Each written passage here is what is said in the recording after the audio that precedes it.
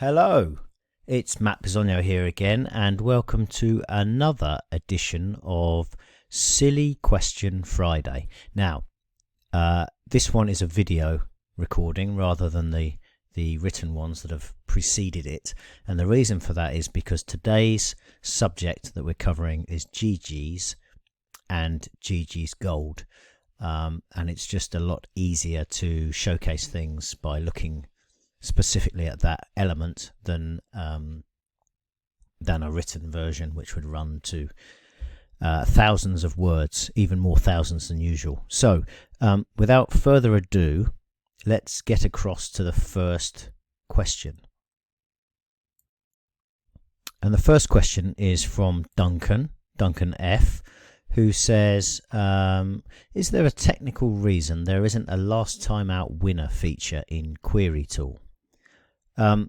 No is the short answer, and it is something that we are looking into developing, as I will show you here. So this is one of our development websites, and this is the Query Tool on that site, and you can see the layout is a bit cleaner with the dark colors that we now have across the site. So that's something that I'm looking forward to bringing in, but much more materially in terms of the data, we will have at some point next year, in the early part of next year, we'll have, as well as what you currently now have, which is current race, and we have these elements on Query Tool, we'll also have a last run and second last run set of parameters, and they're much the same as the current race, but of course they relate to the previous race. So you can make various stipulations about the last run, including position. So you could have position equals 1, which would be first, and therefore that would be a last time out winner. So obviously you can do an awful lot more than that, but you will be able to inquire in Query Tool about last time out winners sometime in the early part of next year, which is, we're into October now, so 2020 is rolling around apace, and I'm actually, we've got a few things to do before that, but we are going to be introducing quite a lot of new functionality to Query Tool, and I'm excited to share that with you in due course. Okay, next question from Craig, and he says, the only thing I was wishing for is a way to filter reports and content just to the trainers I follow. So when I look at a snapshot or reports or snippet, I get information just to trainers I want. Even a filter for flat and National Hunt would be a step in the right direction. Yep, that's a perfectly fair question. It's kind of one part of it is easier to facilitate than the other. So if we just look at the reports content, let's just go to, say, trainer jockey, it doesn't really matter, and on any given day, if I just clear my parameters at the top, and then we've got a load of data. So on any given day you can sort by trainer, and as you can see, they're presented, this is trainer jockey, so they're presented next to their jockey. Now here you wouldn't actually know necessarily whether it was a National Hunt or a flat race, and also you might be struggling to know which trainers do what.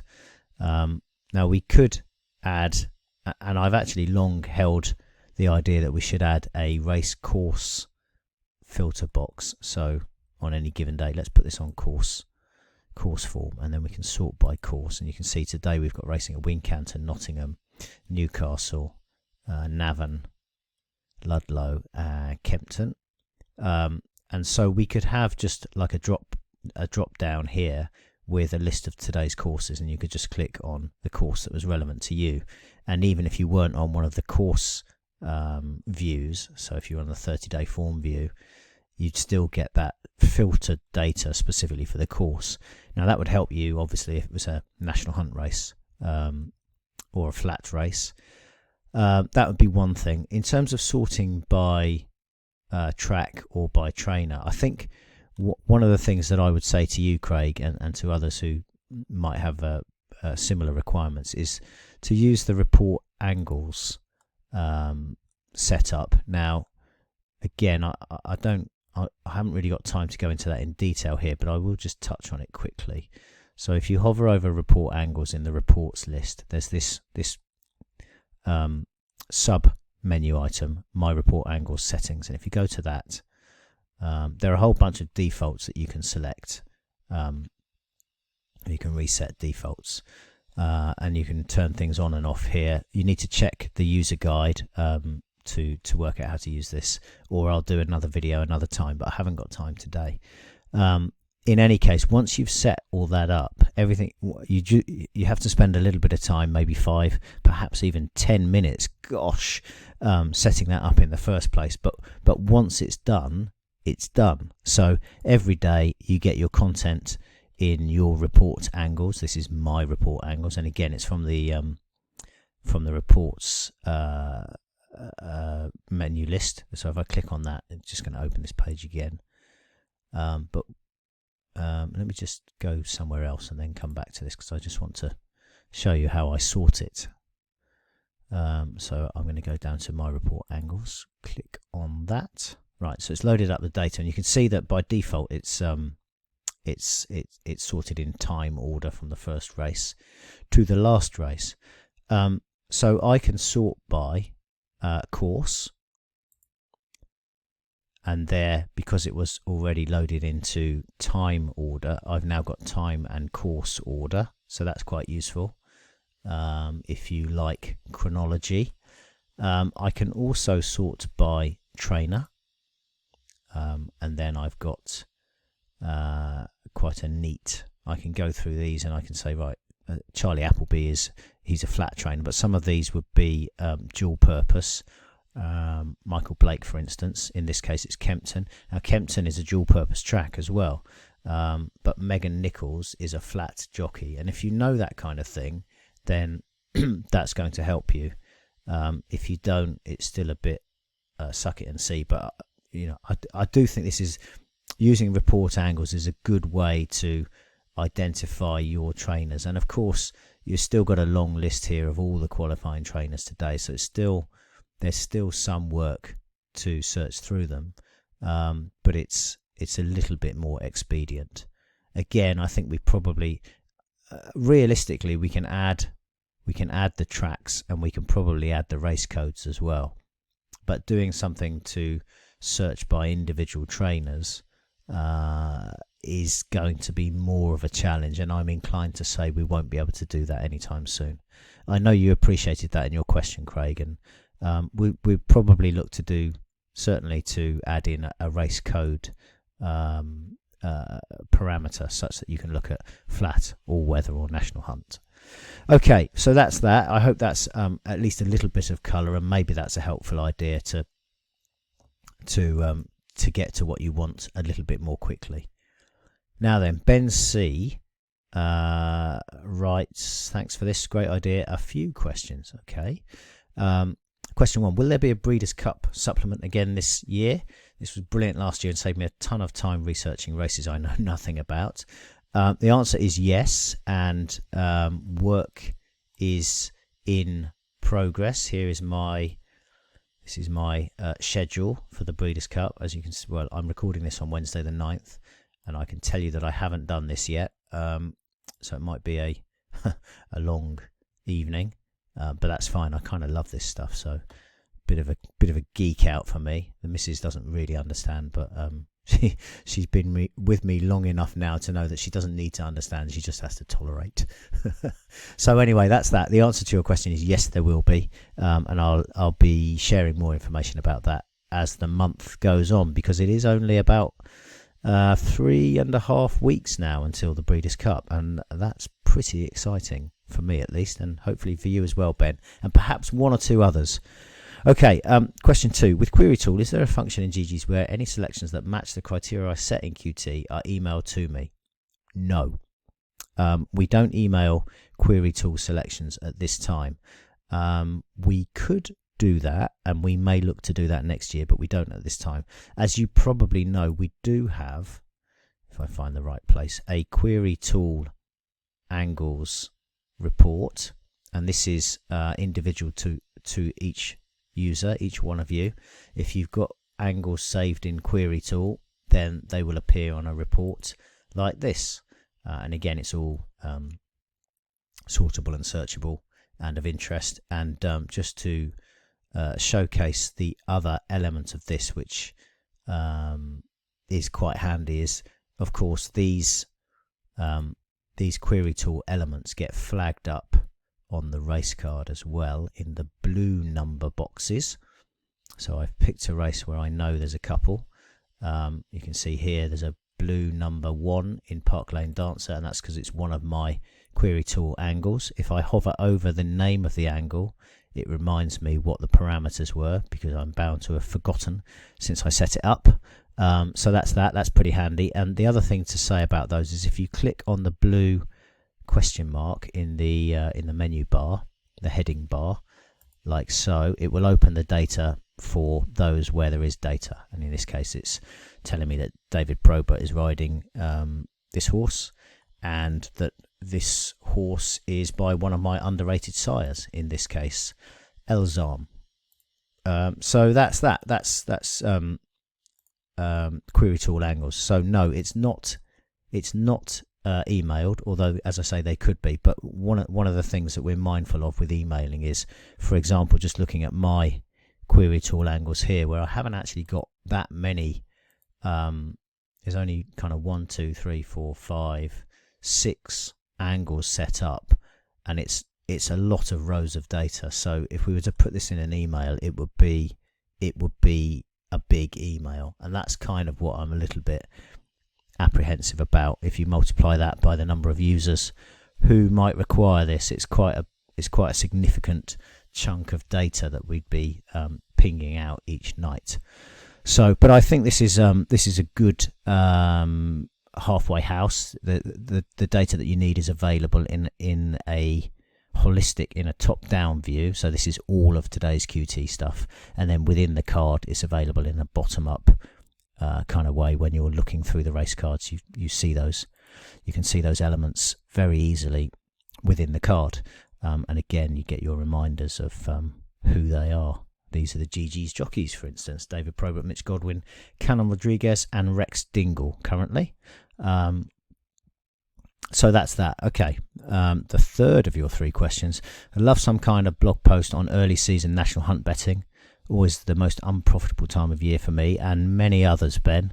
It would be great to get some insight on strategies and how to avoid those horses that subsequently turn out to have needed the run.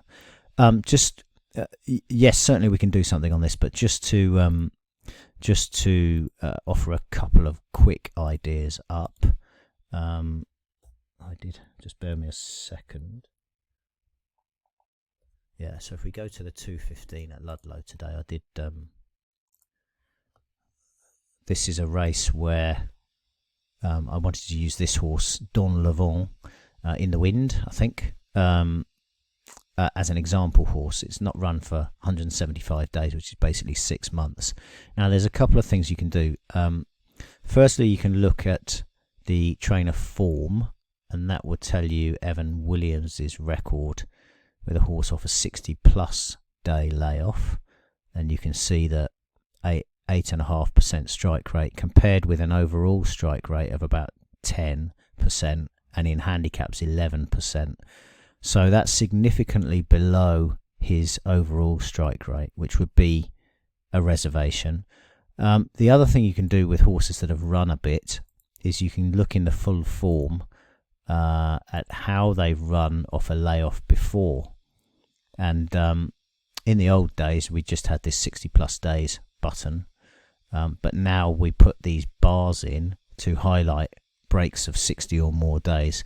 And we can see in the case of Don Levant that he was 3rd of 10 here, 3rd of 12 here, and 4th of 18 here. So in actual fact, he's run 3 pretty solid races first time off a layoff, but they were for a different trainer.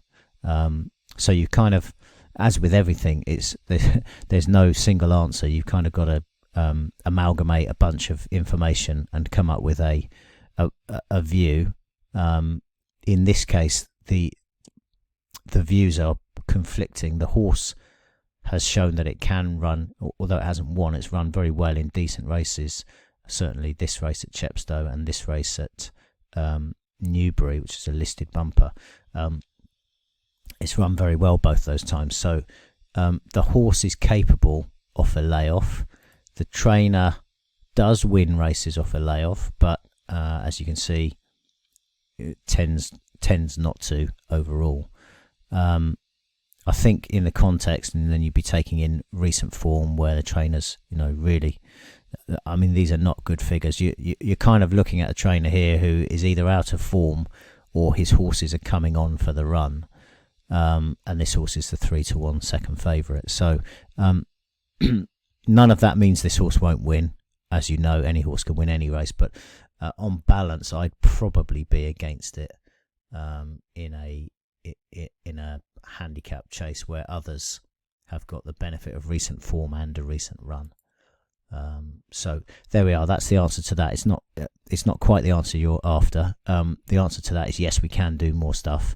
I'll probably try and do something, but I'm conscious of over-promising and under-delivering. I'd rather under-promise and over-deliver, if you see what I mean. So what I will say is I'm probably not going to add to what I've said in this video at this time, but if I then do something, that will be a bonus. I hope that makes sense. Okay, next question. Ian S asks, I'm a lifetime member of Gold, and as a racing nut, I love it. That's great. Thank you, Ian. Query tool takes some figuring out, and hopefully it will get easier as time passes. It will. It's just like anything else. It's a different kind of framework, and it takes a bit of getting your head around.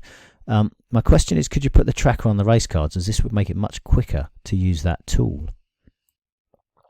Well, the answer, Ian, is that at least in part we have. So how do I want to show you this?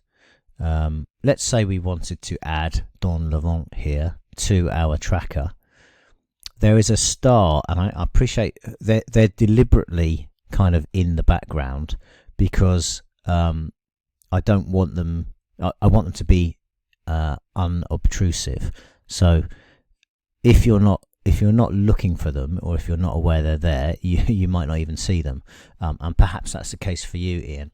But if you click on that star, and you can see at the top of the window here, it says add Don Levant to your favourites.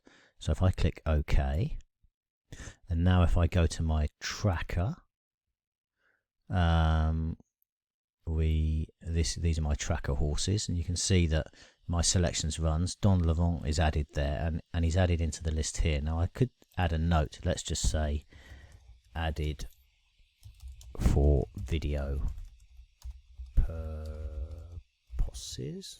Oh dear. And update that, and that says updated. All right, let's close that. And then if we go back to our race card, and if I just the first thing that you can see is that star is now gold, and it says notes none when I hover over it. But if I just refresh the page, it should now display my note. So there we are. It says added for video purposes, and you can, for all of your tracker entries, you can get the same kind of detail. So for instance, tomorrow in the 210 at Worcester, there is a horse called Duhallow Gesture, which has a star because I own a share in that horse. And there's a trainer called Anthony Honeyball, which has a star because Geegeez sponsors his yard, and that horse is running tomorrow. So I am notified about these things in the race card. Now, there is one other thing that I want to tell you here. If you want to add a horse to your tracker that's not running today, you can do it from the search box. So if I let's search for an old friend of mine who actually is retired now, but that's beside the point. Kajali, if I click search or go, then he turns up here. Now, over here, you've got this little star. And if you do that, you get the same add Kajali to your favourites. Click OK. And then if we go across to our tracker, hit refresh. And if I go down my horses list to K, you will see that Kajali is there. Now I'm just going to quickly remove him again, but that's how you do that. And it's exactly the same for trainers and jockeys and sires. You can add them from the search box, and you can add horse, trainer and jockey, but not sire from the race card. So I hope that answers your question. I'm not sure if you're aware of that functionality or not, Ian, but you are now, so that's good. Okay, now Michael O.D. and also Linda O.B., who both of whom I assume might be Irish, asked the same question, which is, why have you got no SR rating for Irish racing? Any plans to introduce them? The answer is, the reason that we don't have it is because the provider of these data for us, Mr. Peter May, he doesn't feel that the ratings perform so well on Irish racing as they do for British racing, and also he doesn't provide jumps ratings in the summer months for British racing either. So between the months of May and August, the SR figures for National Hunt Racing take a break, but the flat ratings go on through the year. So ultimately, unless or until Peter May decides that he's going to publish those Irish figures, we won't be able to carry them. We can't carry what we don't have. Okay, next question. Simon B writes, "Hi Matt, I'd like to know more about MR, my ratings. Many times I apply my ratings to race results and save, but when the horses reappear, there are no ratings saved. I've also tried saving ratings on the race card page, but they don't save either, so I have no way of knowing whether they reappear on a horse's subsequent race." Okay, let's there's two things I want to say here. The first is that you might have a local problem, Simon. You might have an issue with your browser and computer setup, and if following the approach that I'm about to show doesn't resolve your issue, then please do get in touch with us, with our support, and we'll look into that and find out what the issue is. Now this is how to add ratings. The first thing I need is a historical race, so let's go to a result, close some of these windows down. Okay, so well, let's do it for this 12:15 at Ludlow, where we have the full result by the look of it. So the results in, I haven't got all the finishing position, sorry, the in-running comments, but that's fine. So if I click the show ratings link here up at the top right, I can add a meeting note, a race note, a runner note. That's not what we're into here. Let's just say this is a maiden hurdle, juvenile maiden hurdle. Let's just say I'm going to give the winner a rating of 110, which is obviously I've just made that number up. I then click calculate based on a pounds per length, which is pre-populated. You can overwrite that. You can set your own pounds per length scale, but these are the sort of the recommended default scale. So if I hit calculate, it's going to work out.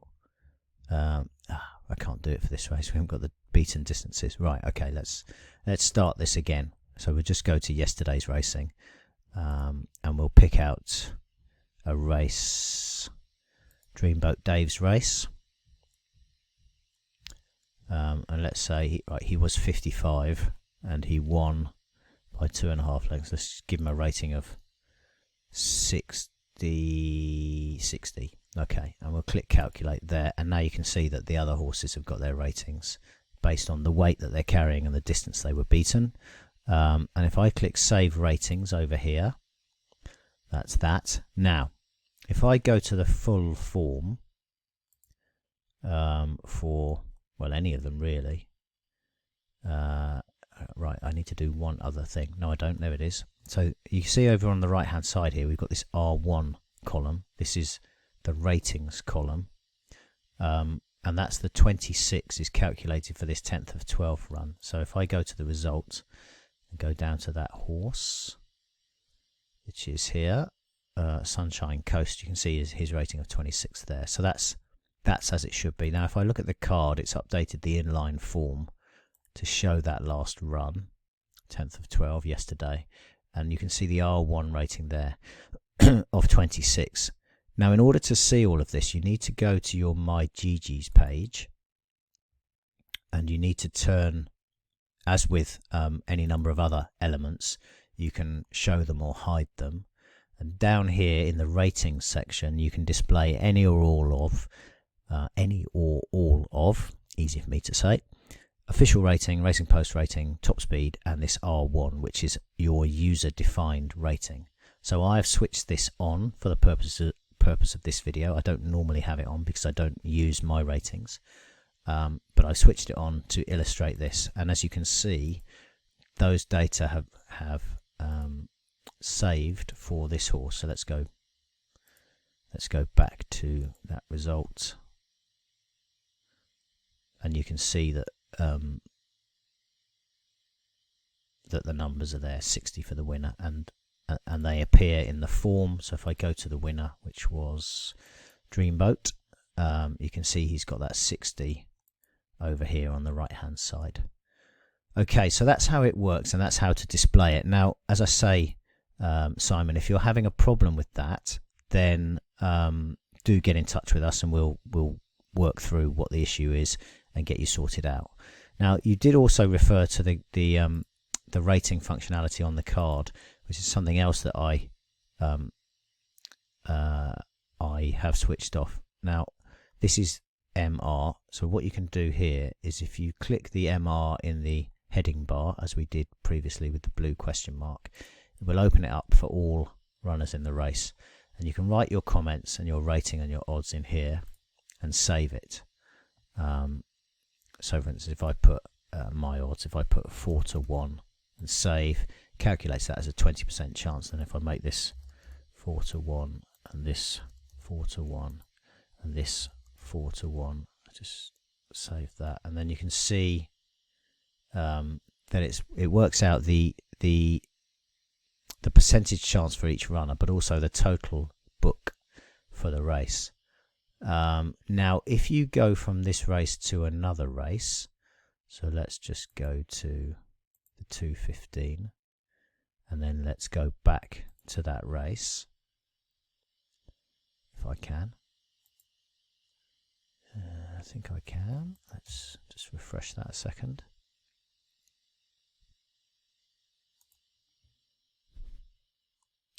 I click on the My Ratings.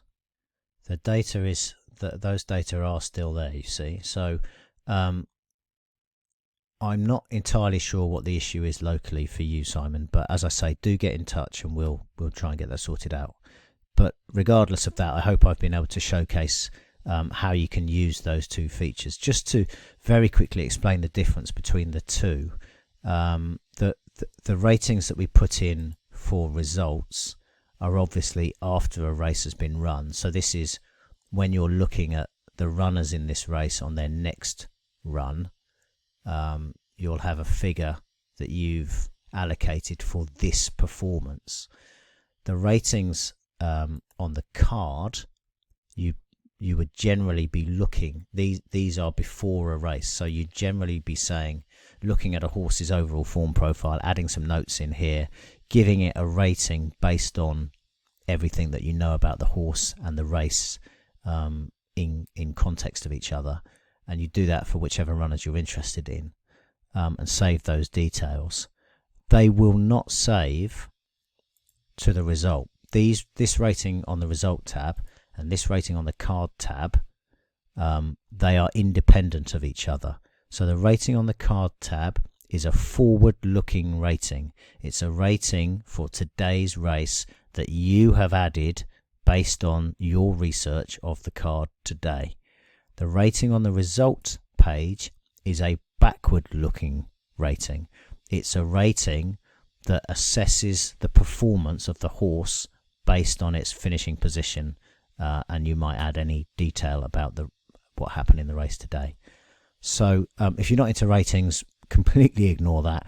If you are into ratings, I kind of hope that makes sense to you. One's backward. The one on the result is backward looking. The one on the card is for today's race forward looking.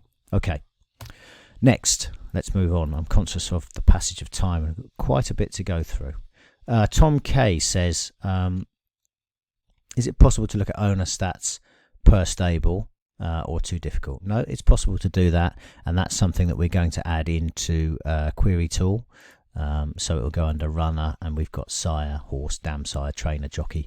We can and will add owner in here, and I expect that to be part of our big Query Tool update probably in quarter one next year. It could be earlier, but it probably won't be. So probably quarter one next year.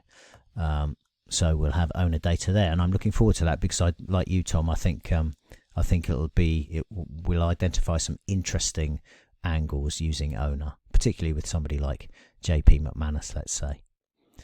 William N asks, with regards to pace, how do I find out which are front runners, midfield runners, or hold up runners?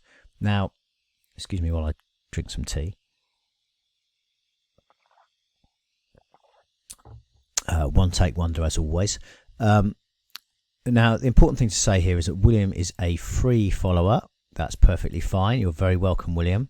What it does mean is you don't have access to all of the features that that some of our subscribers do, that our gold subscribers do. So let me show you a couple of things. First of all, as a free subscriber, I just need to...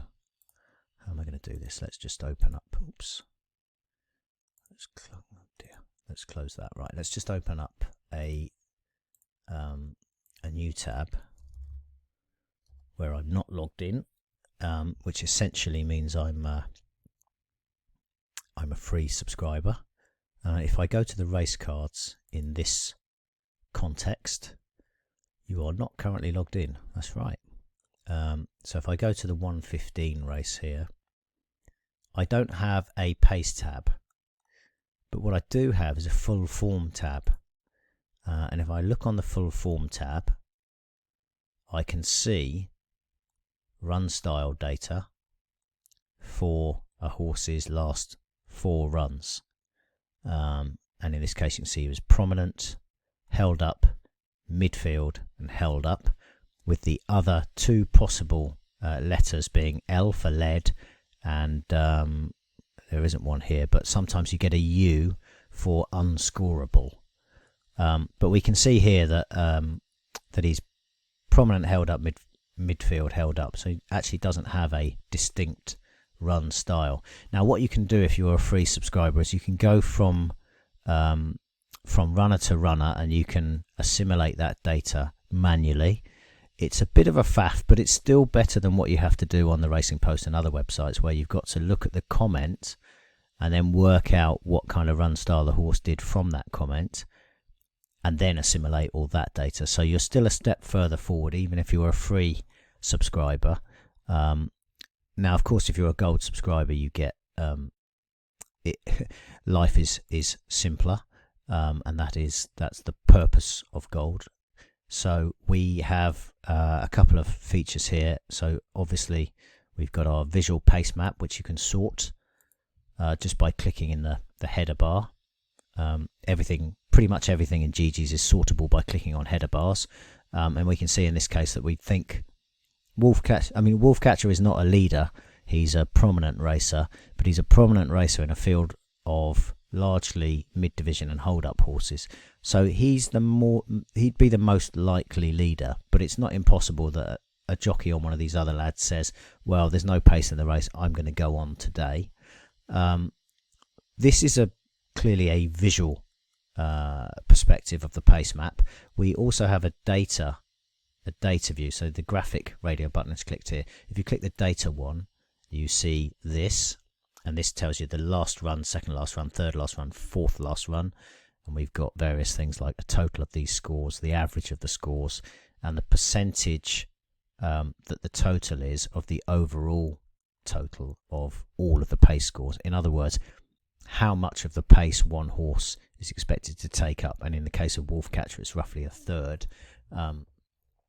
But again, because he doesn't generally lead, I'd be wary of expecting him to lead, even though he is the horse that is most likely to race prominently. He's not guaranteed to lead. Maybe he wants to take a lead from something else, if that makes sense. Right, so we can do it by the average of the last 2, 3 or 4 runs. These coloured blobs tell us something about the historical performance of runners at this track, at this distance, on this going, and in this sort of field size. So we can see that those that led have done very well. So we do want to try and predict the leader, and in this case we might be best off. We might expect the Wolfcatcher is the most likely leader, but as I say, he's got no 4s in this string, so he's not guaranteed to lead. Anyway, that's how it works, and that's how, if you're a gold subscriber, you can tell which horses are leaders, L, led, 4 on the numbers, or which are prominent, 3 or a P, which are mid-division, 2 or an M, and which are held up, 1 or an H. Okay, I hope that answers your question, William, and as I say, you're still better off using Geegeez, even if you're a free subscriber, than using certain other services. But obviously, if you're a gold subscriber, life is simpler still. All right, on we go. JB asks, could you explain how Geegeez various tools compare against Proform? Well, that's a very good question, JB, and it's probably a whole video in itself. I'm very aware of Proform, and I think the first thing to say is I think it's an excellent product. It is, for the things that it does that others don't do, it's a leader in its field. So for example, I think it's excellent for in-play traders because it's got lots of Betfair in-running data. I think it's a good bit better than Geegeez is currently for system building because it has a broader range of parameters at the moment. I expect us to narrow that gap significantly next year. Yeah, I think if you want Betfair data as well at this stage, Proform is definitely a better option. So those are the pluses of Proform. Now, why would I sing their praises? Well, firstly because it is a very good product, but the thing you need to keep in mind is that, in my opinion, and the opinion of quite a few other people, Geegeez has a much slicker interface. Everything is laid out much more cleanly. The navigation is very simple.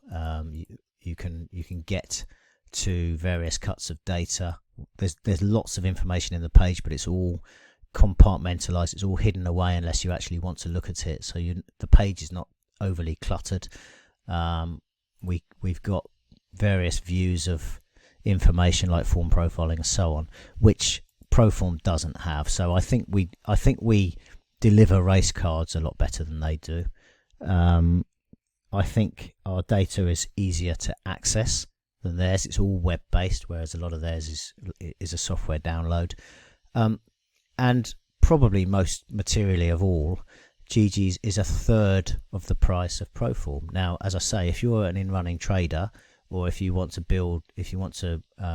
analyze complicated systems, then you might think that sort of 100 and a little bit pounds a month for Proform is good value, and I'm not saying it isn't. It probably is.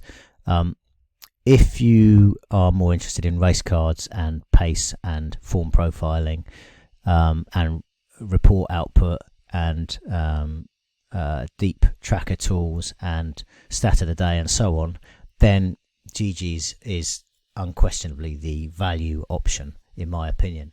So, as I say, I don't think I've really covered that question in any great depth because it would be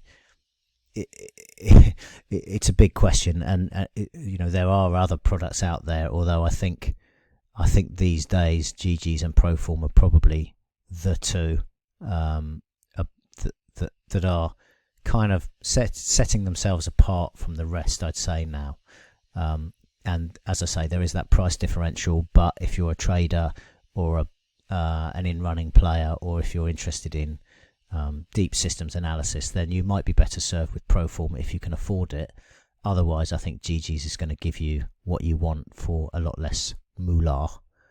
All right, on we go. Ben G asks, the reason I didn't join was I don't have time to go through all the stats. I only bet on a Saturday. What if you organised some kind of subscription for, say, a Saturday 3? I'm not sure exactly what that is. I think a lot of people would join if it was a plus in the winners. Right, okay. I'm not sure if Ben is suggesting some kind of tipping thing. We're not going to do that. We have what we have, which is stat of the day. I'm very keen for users to take ownership and to enjoy the process of finding their own bets. You know, it's quite exciting when you discover a statistic. You know, there's kind of a reasonable sample size, a 35% strike rate, and the horse is 12-1. It's the I don't know about others. I'm sure it's not just me, but I feel I get a little buzz of excitement when I find a horse like that. And I think that's, that is what Geegeez Gold is about. In answer to your question about sort of a Saturday subscription, we do have short-term subscriptions which can be accessed from the menu bar, and you can take a £6 will give you a 2-day pass, so that will give you Friday, Saturday, or Saturday, Sunday, or whichever 2 days you want, and £12 will give you a 1-week pass. So that's great for festival meetings, or if you've got a week off work and you want to goof around with racing that week, that's perfect for that. So if the ongoing monthly subscriptions or annual subscriptions are not for you, then these are good alternatives here, and you can find them from underneath the Join Geegeez Gold short-term subscriptions right here. Okay, next question. Linda OB, as I mentioned earlier, she asked about speed ratings on the Irish cards. I've already covered that off, so thank you for the question, Linda. I hope that satisfies you in terms of answering that. James M asks, hi Matt, the only real question I have, and I'm sure many others will have too, is exactly how much money would I have made using particular systems or settings in Geegeez? Okay, so this is quite an easy question to answer. The short answer is I don't know. The slightly less flippant answer, it's not really flippant, it's the truth, is that we don't have systems in Geegeez as such. We have some recommended settings, but everybody uses different elements of the entire tool set. And everybody has a different approach, and everybody wants to bet a different number of selections, and everybody wants a different win strike rate.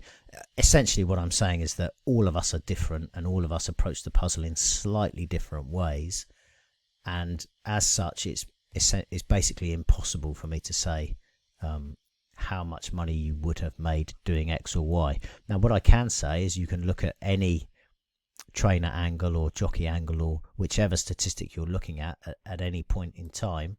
Let's just go to a jockey statistics report and look at the course 5-year form. And you can see, for example, let's just put an AE of, it's probably quite ambitious to have 1.25, but let's see. There we go, we've got some. You can see, for example, Geegeez jockey Callum Rodriguez, who is one of the people to follow, really. He's a great right. This, just as a quick aside, Callum Rodriguez is, in my opinion, one of the best judges of pace in the weighing room. Newcastle, particularly with its straight mile track, is a real test of a jockey's pace awareness, and Callum's record here is, well, it needs little introduction. I think he's a really good jockey. I think he's obviously had a difficult year with his 6-month suspension. I hope he's learned his lesson. I hope he's just going to double down on his riding now. I'm fairly sure he will. And if he does, I think in 2 or 3 years' time, he has a bit of a chance of being champion jockey, because I really do think he's a tremendous rider, and he's getting a lot of opportunities with big stables in the north, which can be a springboard to champion jockey status. Regardless of that, he's definitely one to follow. But more than that, what I'm trying to evidence here is that we have data for, such as jockey statistics. People use this in different ways. You take the elements that you want and you build together a formula or an approach that works for you. I cannot and don't want to dictate that to anybody. So it's kind of a bit of a wriggly answer maybe, but I think the question misses the point to some degree, James, in that we're not providing a system here. We're not saying, right, everybody bet the same things. This is not mechanical. This is all about inference. It's about how individual users bet, and we are providing a toolkit and a range of information to suit all kinds of punter. Okay, let's move on. Carl G asks, hi Matt, something I've always had a bit of a problem with is averages. I think he's talking about pace averages here, especially when it comes to something like pace scores. For example, let's say horse A is running today and has pace scores of 4-2-4-2. In other words, he goes from leading to midfield, back to leading, and then midfield again. I believe I'm right in saying that using averages, this would make 12, yep. Well, that's the sum, which equates to a likely run style of prominent. So 12 divided by 4 races is 3, which is a prominent run style. So yeah, you're right with that, Carl. I'd be more inclined to think that it would repeat either its leading or midfield run style, given that it hasn't run to a prominent run style in any of its last 4 runs. This is a good point, Carl, and it's it kind of goes to the heart of everything. Everything. I keep saying everything, right? It goes to the heart of many things in racing, where there isn't a clean solution that is unambiguous and cannot be challenged. Essentially, there are lots of horses who don't fit into a box. Now, here's one. This Midnight Glory is although it's it's 2s and 3s rather than 2s and 4s. You can see that this horse sometimes races prominently and sometimes races midfield. And how would we establish where it might race today? I mean, it probably will.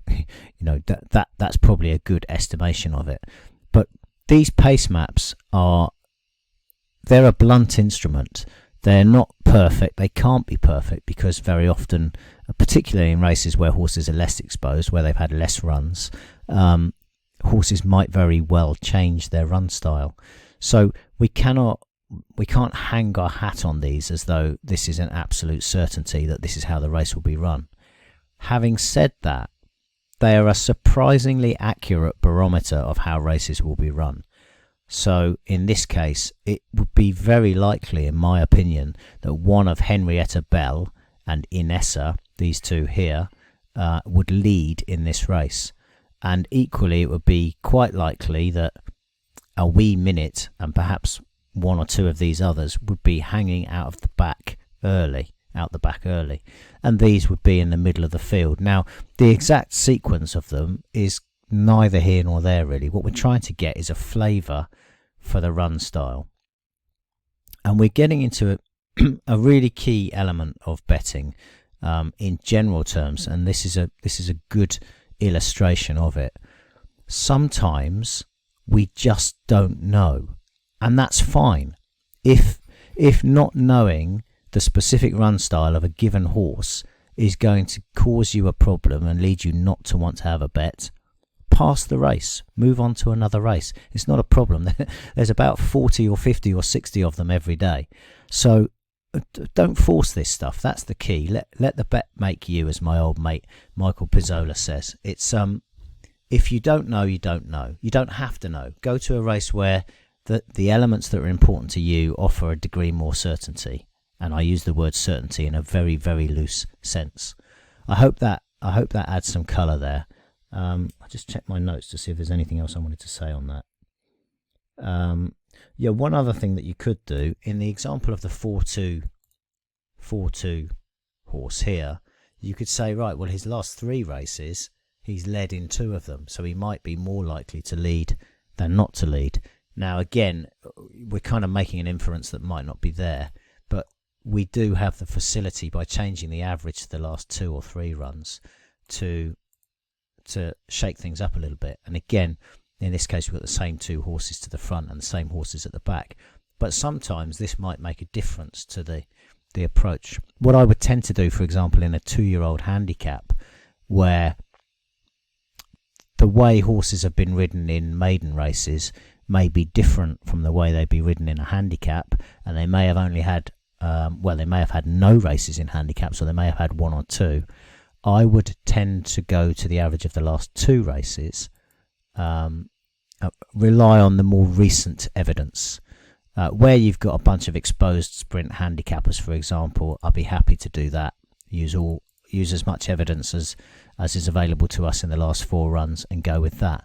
But the other thing that I would always do, even in those exposed handicaps, is I would still look at the data view, because for exactly the reason that you've highlighted, Carl, because I don't want to confuse a horse that on the graphic fits snugly in the prominent because he has an average of 3, but on the data looks like 4-2-4-2.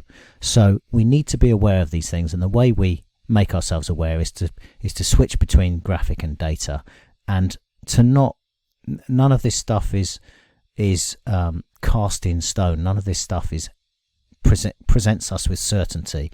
It only gives us degrees of confidence between none whatsoever and a bit, in general terms. That's why it's a bet. That's why all these horses are odds against. That's why if we're right, we're going to get a multiple of what we've staked.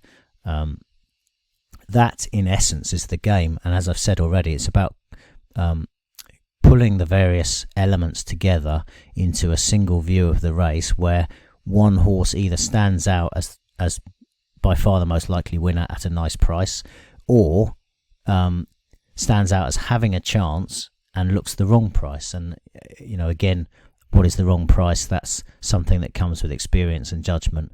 But the more information that you have that kind of points in the direction of 1 or 2 horses, and if one of them's 4-1 and the other one's 6-1, maybe you bet them both. But that's to individual tastes. But the key is that we are trying to pull data together to form an opinion on a race, and we can never have certainty. So if you have a horse with 4-2-4-2, that's fine. If that's a problem to you, go to the next race. Otherwise, just know that we can't unequivocally peg that horse's run style. It's not a drama. Okay, I've definitely laboured that one. Apologies for that, Carl. I hope there was at least some value in my waffly answer. Let's go forward again. Eddie K. This was not a silly question. He says, I have a silly question. When looking at draw, how do you determine which stalls are low draw, middle draw, and high draw? Now, on the face of it, that might seem like a silly question, but it's not, because I'm pretty sure. Let's go to Kempton or Newcastle. Let's go to Newcastle. That's going to be good, right? Obviously, we know in a 13-runner race that the low draw. Now, I put it on actual, and that's going to help a little bit here, right? So we know that the low drawn. We know that in a 13-runner race, horse number 1 is low, and horse number 13 in the draw is high. We know that horse number 2 is low and horse number 12 is high, but then it starts to get a bit more vague in the middle.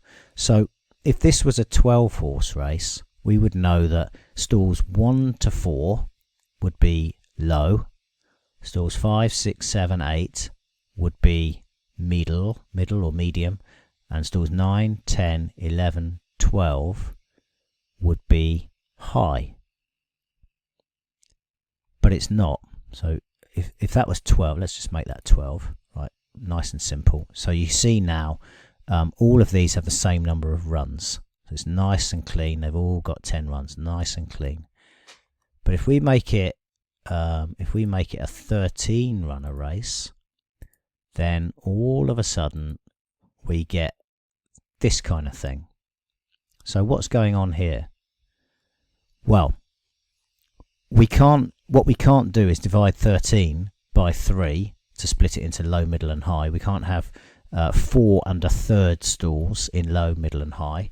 We can only have 3. So what we do is, if you divide it by 3 for each of low, middle and high, and you have 1 left over, as in this case 13 runners, we put the extra 1 in middle.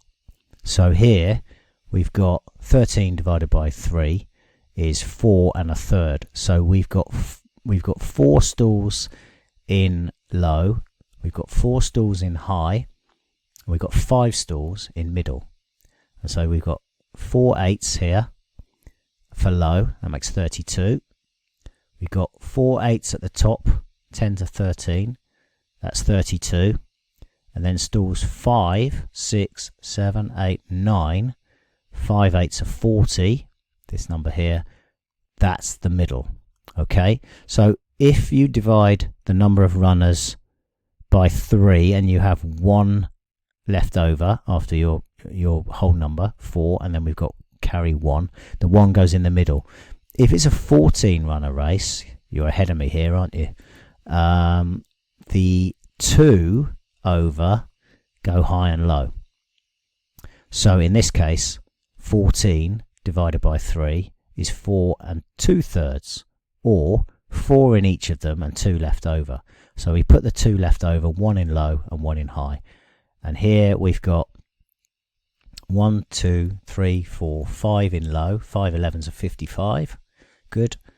1, 2, 3, 4, 5 in high, 5 11s are 55, and then 6, 7, 8 and 9, 4 11s are 44, that goes in the middle.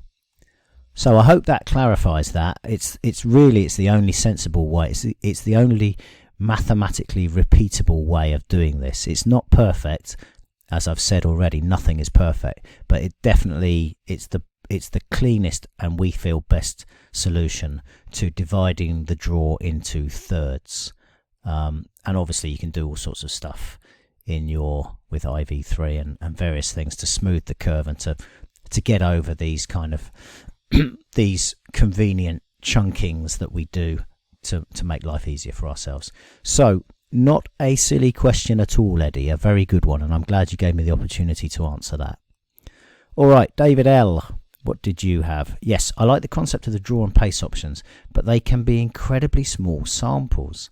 I think it may have to do with narrowing it down to one going description and one number of runners. The result is that I don't feel able to bet based on these tiny samples.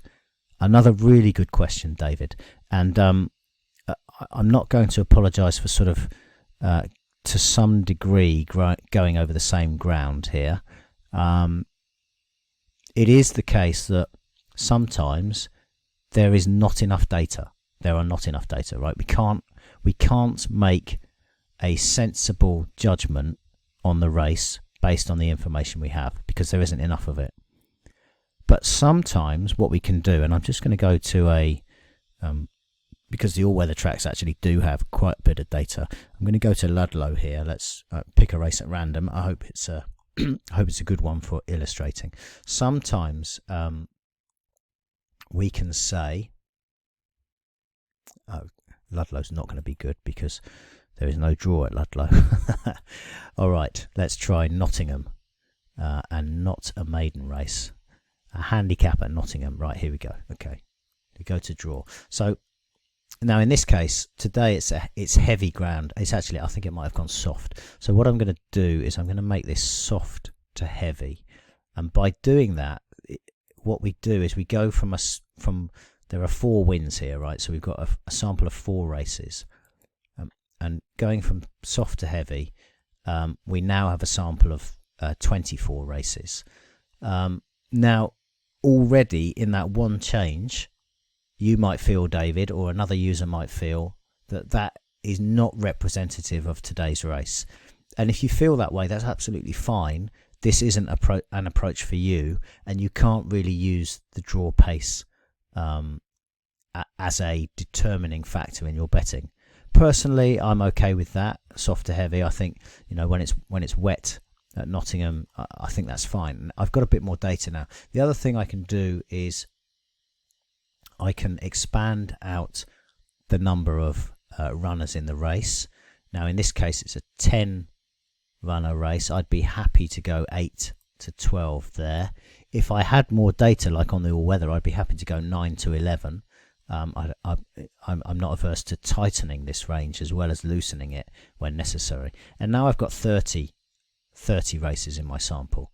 So when we go down to the heat map, and I'd always put this on, well, not always, but very often put this on place as well, because again, there are more placed entries than winning entries. So we've got a bit more data again. It doesn't give us a very clear picture, unfortunately, but that's fine. Maybe it's saying that there isn't a favoured draw run style combination. Sometimes there is, often there isn't. I mean, high and lead looks very interesting, but again, you want to look at the sample size, and it's not massive, but it's not insignificant. That looks like a reasonable combination at this distance.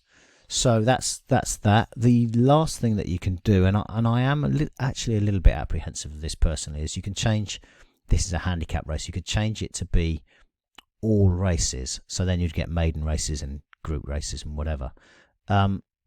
Handicap races tend to be more competitive and therefore more indicative of how whatever draw pace bias plays out. So if we change this to all, now we've gone from 30 to 42 to 59. We've essentially doubled the number of races in our sample, but at what cost to the accuracy of the information? It does actually, you start to see more of a clearer pattern here. You can see that high is favoured and high to middle on the front is favoured, whereas middle to low held up is not. And that sort of diffusion of colour lends a degree of confidence to the data set because it's kind of logical.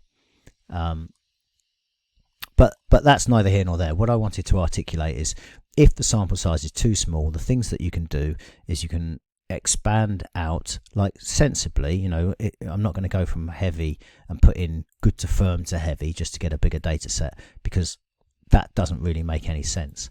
But the next gradation of going in British racing is soft, and having that range seems perfectly reasonable. Having a range of 8 to 12 runners doesn't seem unreasonable. All or handicaps only, I leave that up to you. I personally prefer handicap only, but I'm not. I wouldn't say don't do it, but I hope that answers the question anyway. Next, Alf. Hi Matt, could I ask you what on the Instant Expert the percentages under the field column means? Yours in sport, Alf. Yep, this is an easy one. So field refers to field size. So above each of the column headings, we've got ranges. So again, we've got our going range here. We've got our class range. Course is course. It's not a range, it's a thing. We've got a distance range. And we've got a field size range, which is 8 to 11 in this case. We've got some other options here. But basically, so this is saying that for Salt Whistle Bay, let's just put it on place so we've got a bit more information here. And we're going to sort it by field, because I want to have a look at this 3 from 3 guy at the top. So Quarry Beach, in races with fields of between 8 and 11 runners, has been placed all 3 times in flat handicaps in the last 2 years. These are the settings that I've put here. Now if I click on this, we can see those 3 races, and we can see he raced at Newbury, Salisbury and Newbury again, all handicaps, all turf races, good to firm and good, and he was second out of 9, 8, 9. So that's all as it should be, and you can see that he's been very consistent, albeit on extremely different ground. But yep, that's field size. And then I'm not sure if viewers are using this inline data yet, but I find this massively helpful personally. I think it's really good. So for instance, in a race in like this Vive la Différence, he's 4 from 16 overall. Now that 16 runs at a mile is quite a lot, so I'd be interested in how he'd done more recently, because in this case you can see that actually his good mile form was back in spring or early summer of 2018, and since then he's been running less well under these conditions. Now there might be a whole bunch of other reasons for that, but I'm looking for recent form, or I'm looking to excuse a couple of recent runs if in certain circumstances, which I won't go into now. So that's Instant Expert. Field is field size, and that's how that works. I think we're near the end now. Jeff M says, "Hi Matt, interested in Geegeez Gold Lifetime. Do you have any plans to reintroduce this offer?" The answer, Jeff, I'm afraid, is no. I haven't offered lifetime subscription for probably, gosh, I don't know, maybe 3 years now, and I have no plans ever to do it again. The reasons I did it historically were to fund building work or development work within the Geegeez Gold product set. It's a slightly more mature product now. It's got a slightly more consistent and reliable subscriber base. Thank you all very much. And I think certainly the annual option is tremendous. Well, I think the monthly option is great value, but I think the annual option is knockout value, and the price of an annual subscription is going to increase quite soon, mainly because it should be 10 times the monthly price, so you get 2 months free. At the moment it's about 8 times the monthly price, so you're getting 4 months free. So it's a real if you can afford annual, it's a standout value at the moment, and it's still going to be cheaper than paying monthly, but that we're going to close that gap to 2 months free rather than 4 months free. I hope that makes sense. If I was to do a lifetime offer, I mean, it would be like £1,200 or something, it would, and that would be about the equivalent of 3 years subscription. So even though it sounds like a lot of money, it's still we've got people who signed up to lifetime 3 years ago, and they're on good terms with themselves, as people say. But I have no further plans to do a lifetime subscription. The reason that those guys got the best deal is because pretty much everything we've built ever since was the development for that was funded by them. So without them, we wouldn't be in the position we are now, and I'm very grateful to them for being early supporters of the project.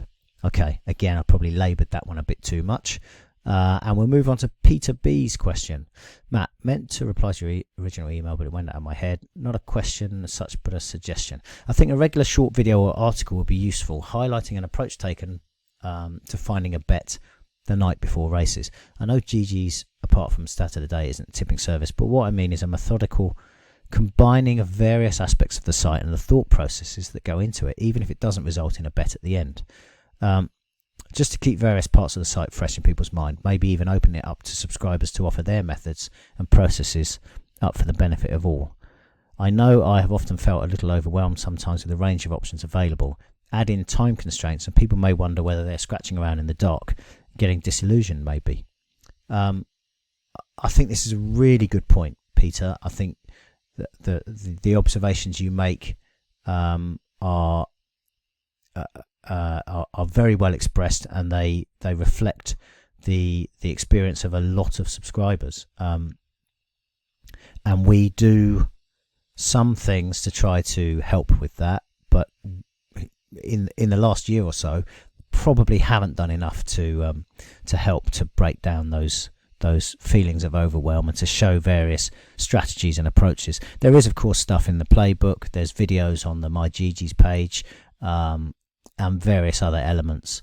But yes, we should do this more often, and I'd be absolutely delighted to showcase other users' approaches if they're happy to share those. So if anybody's watching this and fits into that category, do please get in touch. I'd be really interested to hear from you.